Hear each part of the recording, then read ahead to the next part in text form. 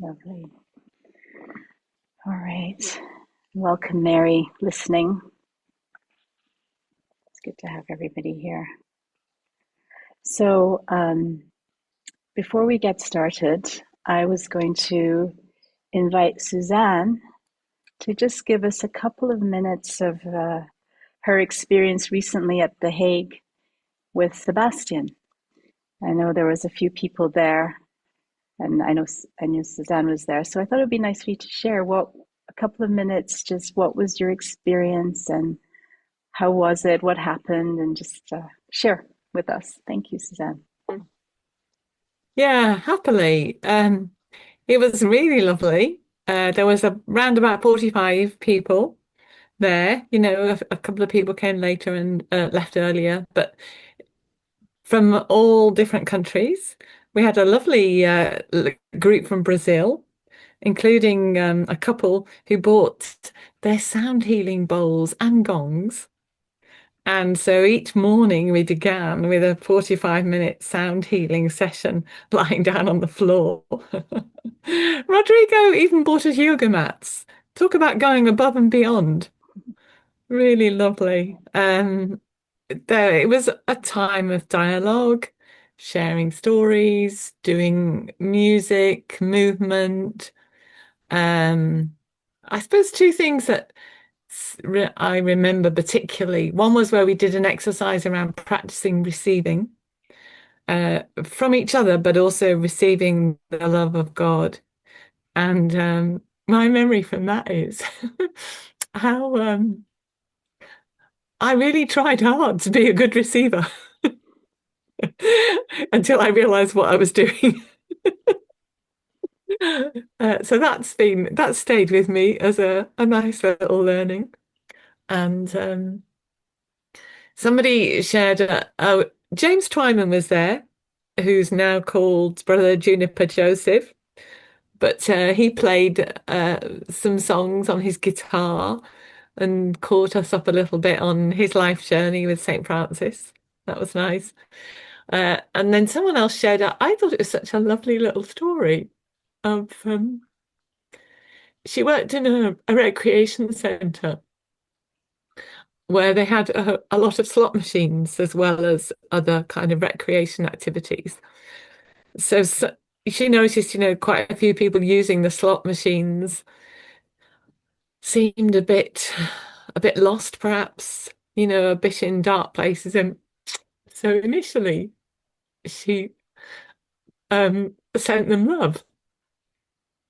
And then I can't remember why she said it, but why it happened to her, but something changed for her.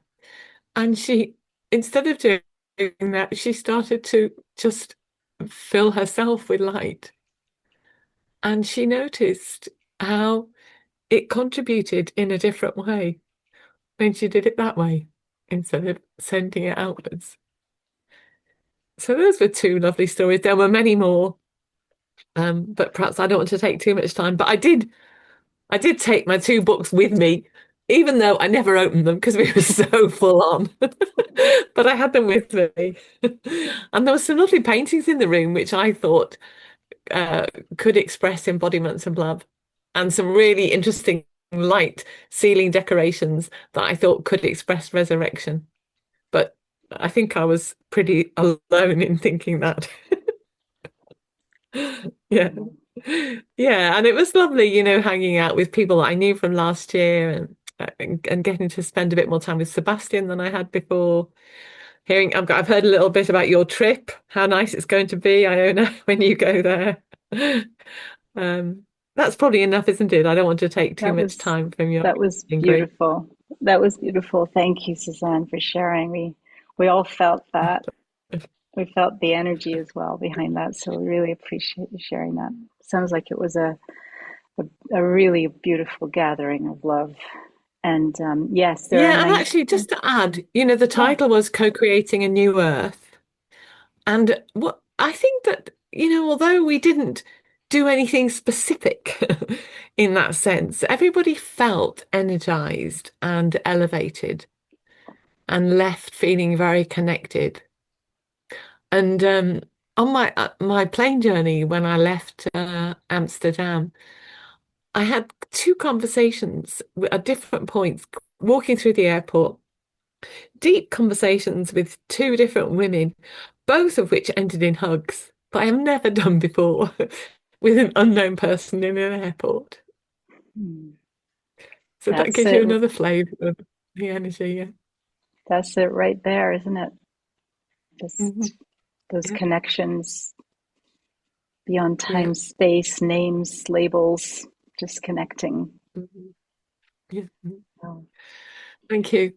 thank you, thank you, thank you for sharing that, Suzanne. We really appreciate it. Um, all right, so we're going to begin. We were, and Bonnie was facilitating last week. Thank you, Bonnie.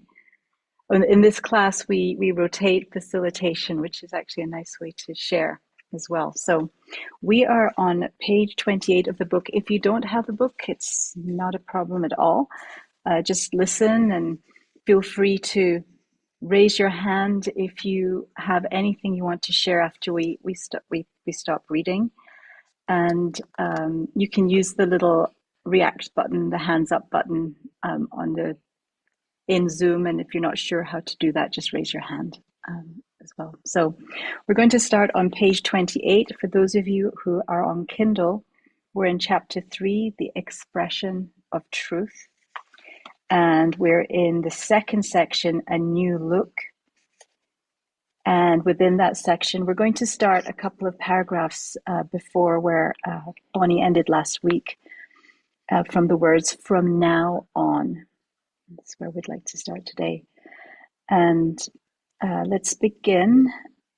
Hub, would you read for us from there down to end of the page? All right.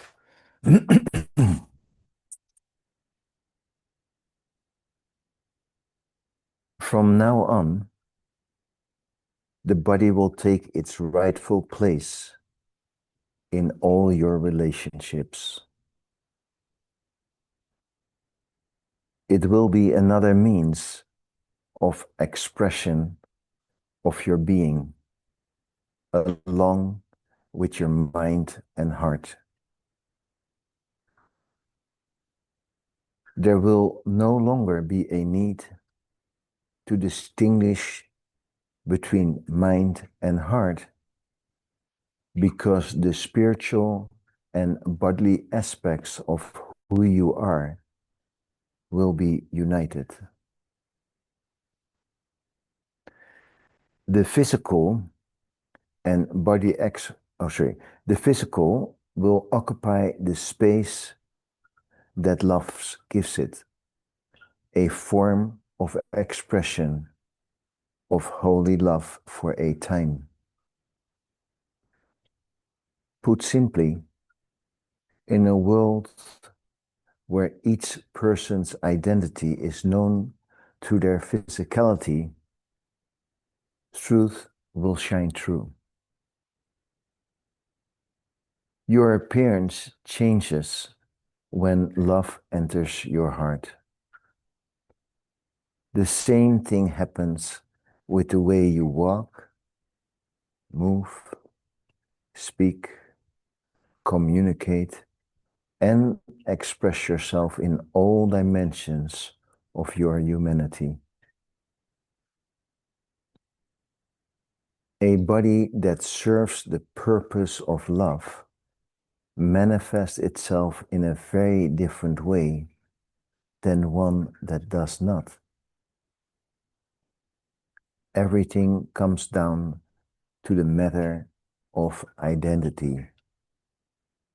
Either you live in union with what you truly are, or do not.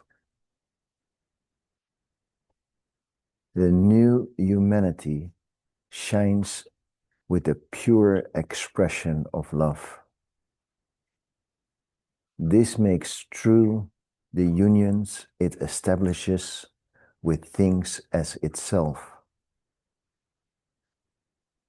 Remember, not everything that looks like a union is one. being together is not the same as being united, or that they are from the same reality. Beautiful. Thank you. I'd like to hear those last two paragraphs one more time for all of us.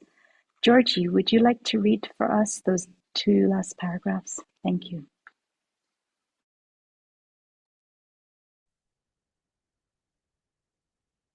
Your appearance changes when love enters your heart. The same thing happens with the way you walk, move, speak, communicate, and express yourself in all dimensions of your humanity. A body that serves the purpose of love manifests itself in a very different way than one that does not. Everything comes down to the matter of identity. Either you live in union with what you truly are, or do not. The new humanity shines with the pure expression of love. This makes true the unions it establishes with things as itself. Remember, not everything that looks like a union is one. Being together is not the same as being united, or that they are from the same reality.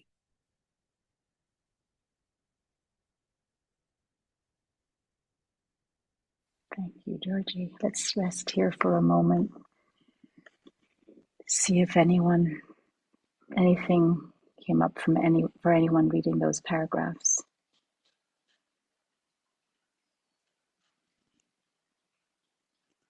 I was just thinking about what Suzanne said about walking through the airport and this line, a body that serves the purpose of love manifests in a very different way the one that does not. That was it in action. Christina.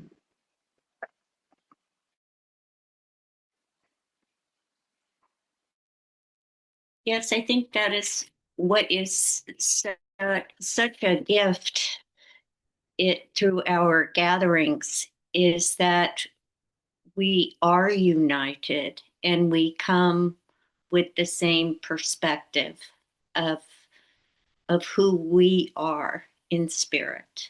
And I think that's the beauty of the gathering, that we feel that light is just, it's like when we sign off, I feel so light, so enlightened in truth. And that's all I have to say about that. That's beautiful. Thank you, Christina. Yes, especially in these times right now where there's so much going on in the cosmos, on the earth, I mean, in all levels coming together, these little islands of, I see them islands of sanctity and sanity in a sense, when we can come together like this and be ourselves together and be truly united from the heart is a gift. It's there's a big new full moon coming, I believe, on Monday, and there's a lot of things, photonic energy coming down from the sun, and there's a lot of all of this activity, and so being able to be these embodiments of love in our day-to-day life is for ourselves. It's what we need, but also for all that's going on in the world as well. So it's definitely energizing and amplifying. Suzanne. I really love the clarity of that last line in the second paragraph we read, the one that begins your appearance. The last line is, everything comes down to the matter of identity. Either you live in union with what you truly are or do not. That is so nicely categoric, isn't it? And such a clear reminder. Thank you. Yeah, that's the choice point right there. Mm.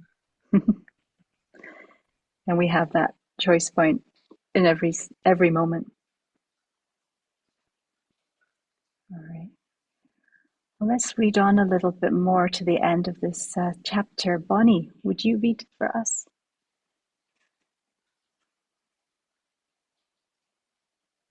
Thank you.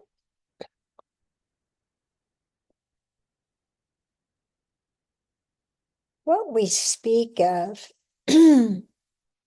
is moving from relationships in which a body is needed to one in which universality is experienced. Relationships that require a physical body, whether human, animal, plant, or an element of nature, are limited. Totality is not experienced in them.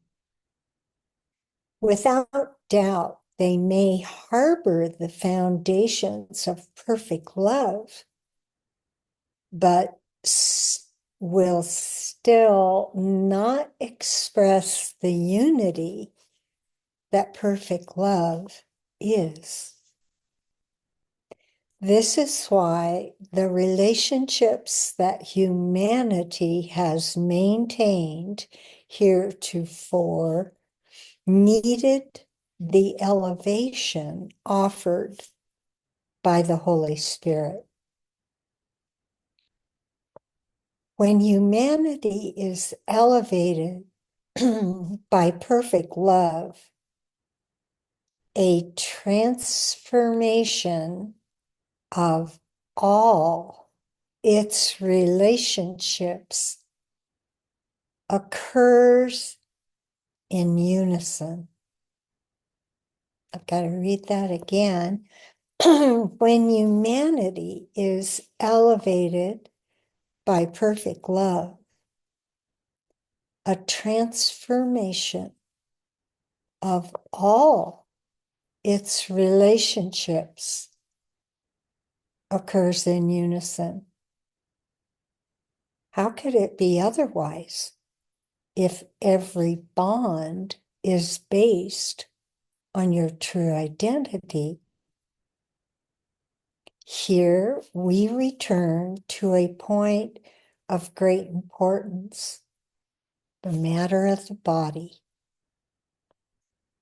A relationship without a body meant little in the world up until now.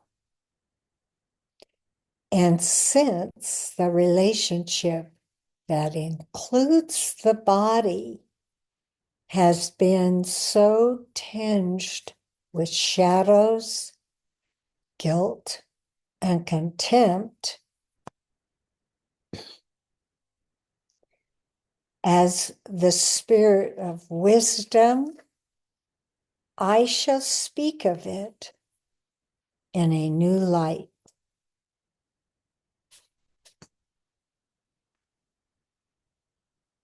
Again, I mean, it's the words are so like Suzanne just read, so absolute.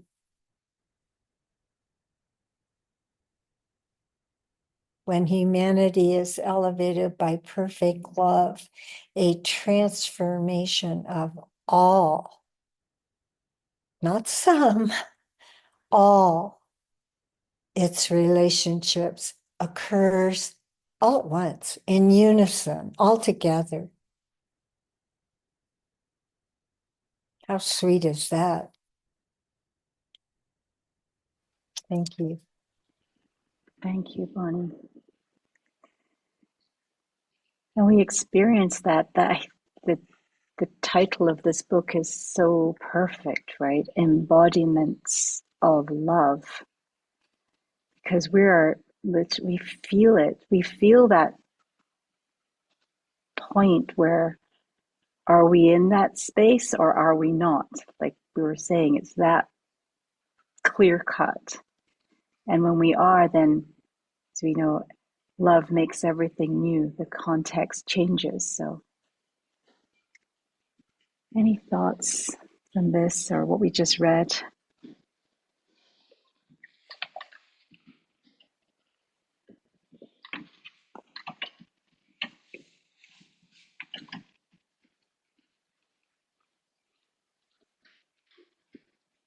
I love this totality.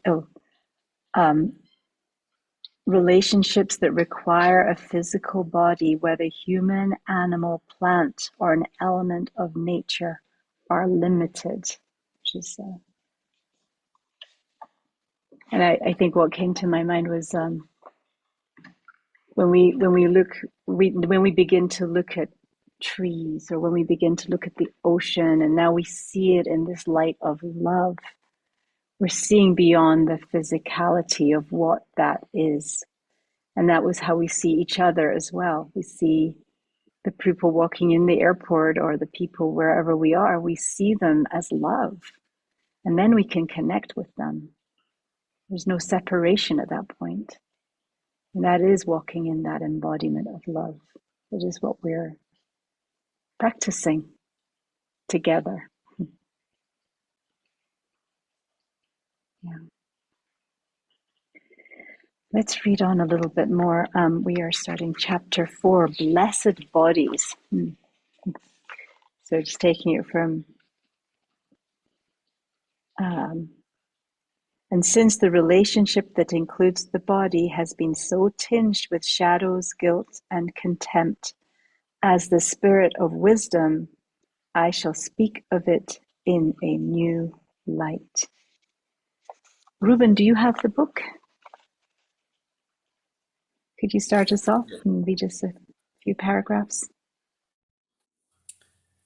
Chapter 4, Blessed Bodies. Beyond the Identity Crisis. Beloved of heaven, soul full of light, here we are again, you and I, gathered in love and wrapped in the wisdom of heaven. Please, listen with loving attention to what you are being reminded of now from the depths of your own holy being. The body has been one of the most eloquent scenarios of the identity crisis. Identifying with it as if the body were your only reality has caused you the loss of consciousness of the immortal spirit that you are, along with understanding truth. We have previously talked about this at length in the earlier works given, so I will not dwell further on the impact of relating to the physical aspect of your humanity from a place of fear rather than of love. You can know those effects perfectly well from your experience and observation of world history. So I no longer need to speak of it in its divine manifestation. And just those two, yes, Ion? Oh, you can read another paragraph. Okay. Once again, you have already begun to overcome the identity crisis. You understand what is not true about you. You are identifying yourself with love.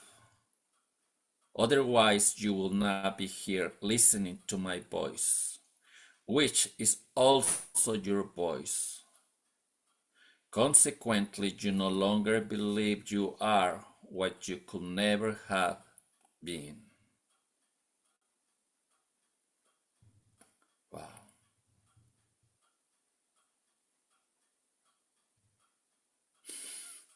In my own experience, I was reading it and I'm like, Ruben, you never change. I mean, before you were here at this moment, many years ago you were in your mother's womb. Yes, I remember. And from that place, from that day till today, your body's changed a lot. It's been transformed a lot, but your spirit is still there, whole and perfect. And before that, my mother's womb, I was in my father's body. I was sperm. And I went through a transformation even before I got there. So it is very obvious for me. The physical body change and rechange and transform. But the spirit is always being there, whole and perfect and complete. And now I can say, because all those experiences, I cannot deny one and the other one. Both are important. Both in the embodiment of love. it is totally different experience. When I jump into love, the physical and the spiritual become one. And love is the relationship that holds the physical and the spiritual. So we never stop being love. We never stop being the spirit. And I guess we never stop being the representation of this union. So all come together in these meetings, the embodiment of love. So please, Ruben, do not forget that you are not just this body. You are the spirit. You are this love. You are everything, one with everything. So thank you. I'm complete. Thank you, Robin. Yeah. Yes, just reading these words together just brings us back to that remembrance of who we truly are and will continue to be until in eternity, infinity, whatever that means. We don't even know what that means. We are the representation of that here and now, this individuated expression of consciousness through these beautiful bodies, through these beautiful voices, through this, all of this beauty. And then it will change and we'll be an expression of ourselves, of this spirit in a different way. Who knows what that will be? So we get to enjoy our sojourn here on this dimension, this planet, for a while. We're very fortunate. And we get to be together too. So let's read on a little bit more. And Dominique, would you? I saw you there with your eyes closed, so I thought I would just wake you. I thank you, Ayona. I think today I'm going to listen only. Okay. That and is thank you so beautiful. much for asking me. Of course. So, Mark, are you up for some reading? Sure, I'll do some reading, Iona. That would be lovely. Just read until you feel you want to stop. Okay, and we're starting right at blessed bodies, yes? Is that right? We are, and we just read down to, so you start with you understand that you are just as you were created. Okay, great. Thank you. You understand that you are just as you were created, yet you do not yet understand how to live in harmony with that truth, which is why this work is necessary. through this work, universal consciousness and consequently humanity will consciously begin to enter a new phase, that of expressing itself as love made human. You may still wonder why a work like this is necessary. Its purpose is to help you begin to live as infinite consciousness intends. It is an act of divine mercy, a gift of love. These writings will significantly help universal consciousness become ever more anchored in love. This will allow the period from now until the achievement of the new earthly kingdom to be lived in greater peace and love. It will bring joy to hearts and light to minds. Could that be a trivial goal? What could be more important than returning to the love you are and living in perfect harmony with Source? I think I'll pause there. And yeah, it's all about the love. It's all about bringing that, allowing the manifestation, of that divine love to act, speak, be in us and come through us, to touch others or to relate to others, just to bring that higher consciousness, onto the plane of Earth here, where we're at. And what an amazing gift. It's an amazing grace, really, like to be included in all this. And of course, God includes everyone. But, just to personally be included in all of this stuff going on now is just, it's like an incredible gift and blessing. There had to be some really good karma in past lives, the way I see it anyway, to be involved in a work like this, bringing consciousness, bringing our true self out into manifestation. It's wild, I mean, it really is. But thanks for letting me read, guys. And it's a pleasure being with all of you. Thank you. Thank you, Mark. Let's hear that one more time. Joan, can you read for us today? I'd love to hear your voice.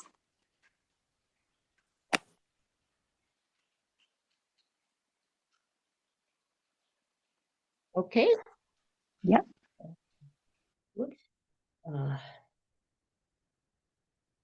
Tell me the paragraph again. We need to. Yes. So you'll start with, you understand that you are just as you were created. You understand that you are just as you were created. Yet you do not yet understand how to live in harmony with the truth. That truth. Which is why this work is necessary. Through this work, universal consciousness and consequently humanity will consciously begin to enter a new phase, that of expressing itself as love made human. You may still wonder why a work like this is necessary, its purpose is to help you to begin to live as infinite consciousness, in, as infinite consciousness intends. It is an act of divine mercy, a gift of love. These writings will significantly help universal consciousness become ever more anchored in love. This work allows, this work allows the period from now until the achievement of the new earthly kingdom to be lived in greater peace and love. It will bring joy to hearts and light to minds. Could that be a trivial goal? What could be more important than returning to the love you are and living in perfect harmony with Source?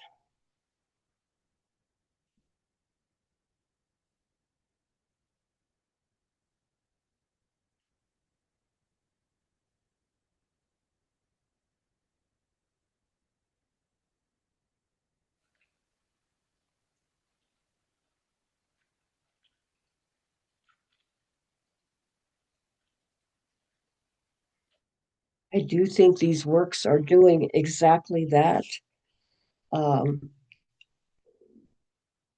Just every time that we spend time with the words here, I think we are lifted up to truth and allow that harmony to be expressed and manifested.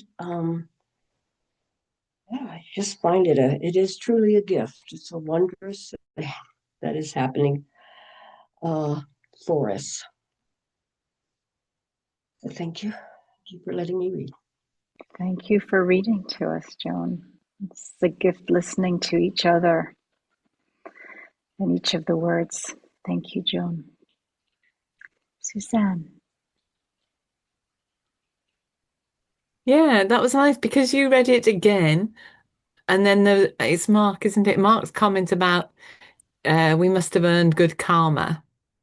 That made me pay more attention to the phrase universal consciousness and thinking about the combination of something like universal consciousness and our apparent individual beings, only to make more questions, not really an answer. But then also the last line that you read, living in perfect harmony with the source.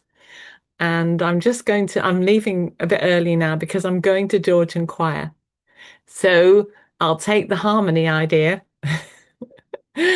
and I'll take it into my Georgian polyphonic singing and think about being in perfect harmony with source. Thank you all. That's been really lovely to join you. Thank you, Suzanne. Go extend that love. Yeah, sing it. Sing it with your song. Thank you. Thank you, Suzanne. Any other thoughts that came up from this part? It's just so lovely hearing each other.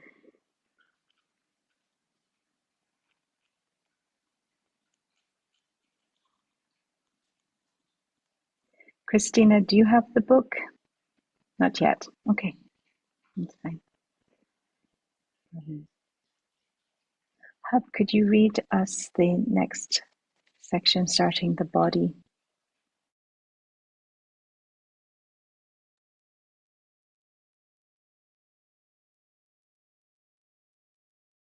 The body needs not be a barrier between you and the truth, between your humanity and your incomprehensibly magnificent reality. The body will serve the purpose of your happiness when you give it to love, giving all your impulses, sensations, and needs. Let me remind you that it was never the body that caused the experience of separation, but rather the belief that you had no relationship to the love you truly are. You assigned the body an intention and a sense of importance that it neither has nor need. What did that mean? Identification with the physical aspect of your humanity meant that you believed it could give you a real sense of identity, that the body made you the unique and unrepeatable being you are. Nothing could be further from the truth. If your body vanishes right now, you would still feel and perceive yourself the same. In short, it is not the body that gives you identity, it is your being. From this, it follows that there has to be something by which you can conceive of its identity. If that, quote, something did not exist, you would not even think in terms of I or you or anything associated with the idea of being someone.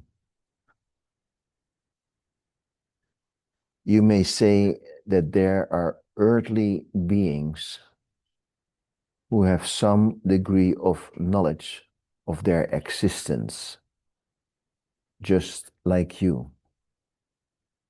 However, let me remind you, soul of my soul, that the way you understand identity is as something unique, as the uniqueness of your being.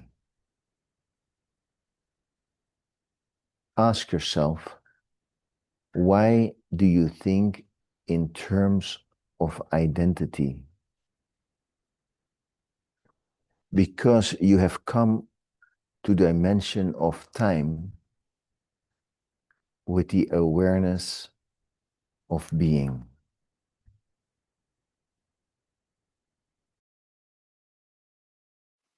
Thank you.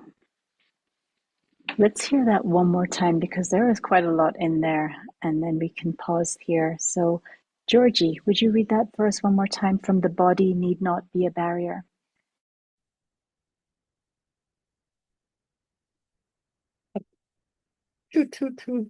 Where is that? Which page? Oh, no. Which page? Page 31. In the middle, the body need not be a barrier. Oh, okay, up there. Right. Yeah, yes, take us all the way to the end. Thank you. The body need not be a barrier between you and the truth, between your humanity and your incomprehensibly magnificent reality. The body will serve the purpose of your happiness when you give it to love, giving all your impulses, sensations, and needs. Let me remind you that it was never the body that caused the experience of separation, but rather the belief that you had no relationship to the love you truly are.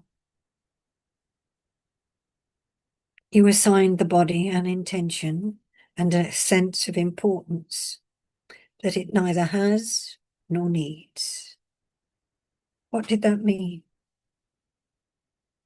Identification with the physical aspect of your humanity meant that you believed it could give you a real sense of identity, that the body made you the unique and unrepeatable being you are.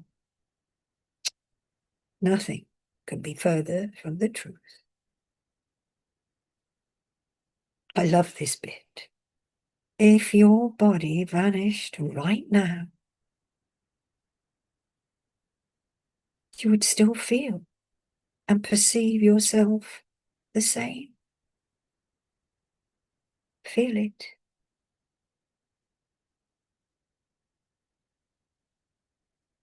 In short, it is not the body that gives you your identity. It is your being.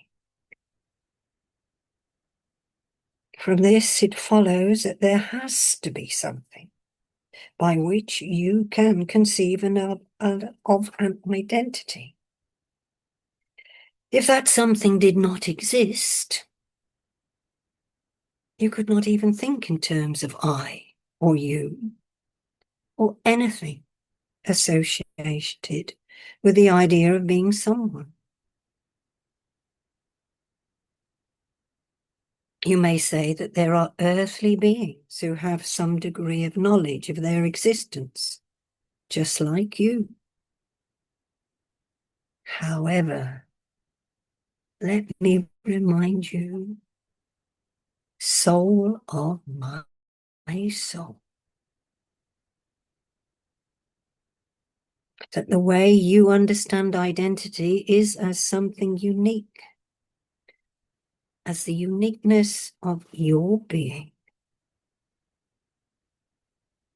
Ask yourself, why do you think in terms of identity?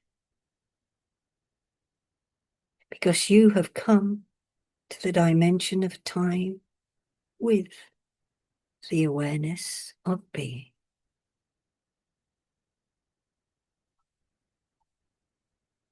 I love the soul of my soul. I really think that's the most beautiful soul of my soul. Thank you. Thank you. Thank you. Let's pause here. What came up for anybody as we read that? Anything arising?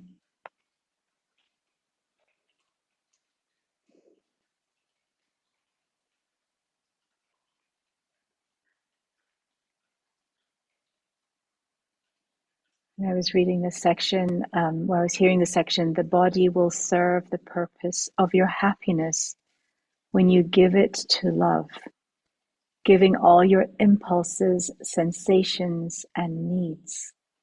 It reminded me of, as I'm reading Truly Beloved, the love letters from Mary, how she says it over and over and over again, give it all over to me. Give it, whatever it is, just hand it over. And of course, Mother Mary is speaking from the voice of, she is the voice, the voice of unconditional, immense love. And it's what's being said here again. when you give it all over to love, then the body will serve the purpose of your happiness.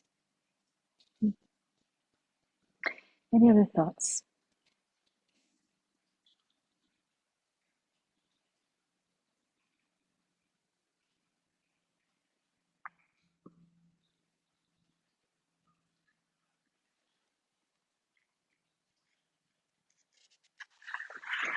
I was just thinking that, oh, Georgie, go ahead, please. I was just going to say that that one line, if your body vanished right now, you would still feel and perceive yourself the same.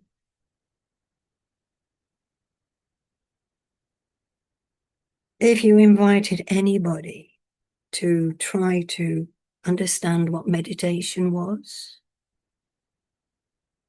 just that one line could succeed.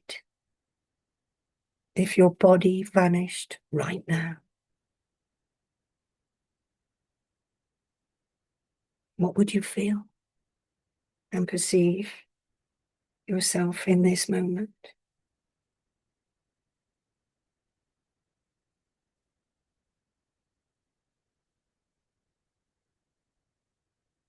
I love this group here.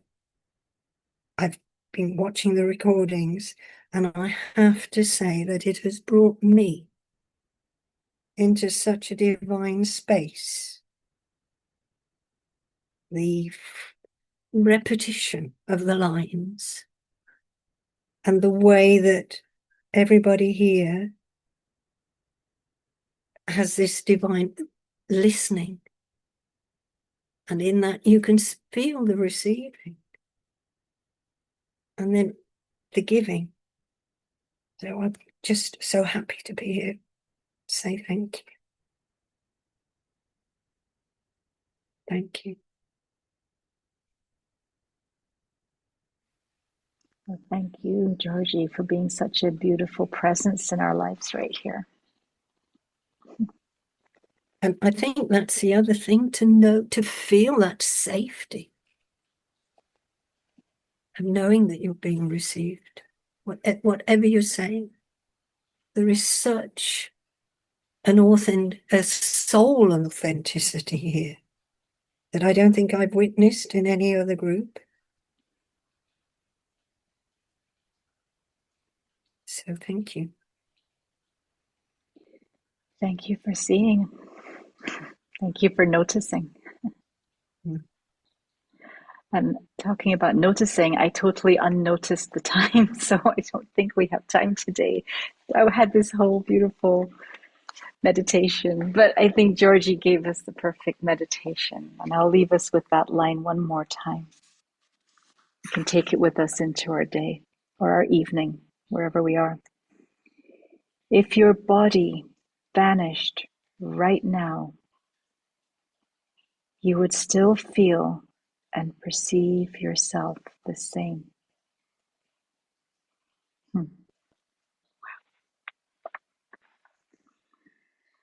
Well, thank you, everybody. Thank you for being here. Thank you for your presence. Thank you for the gift of who you are. And we'll see each other soon, very soon. Bye, everybody. Be well. Bye, Mary. Guys. Nice to see you, Mary. Very nice to see you.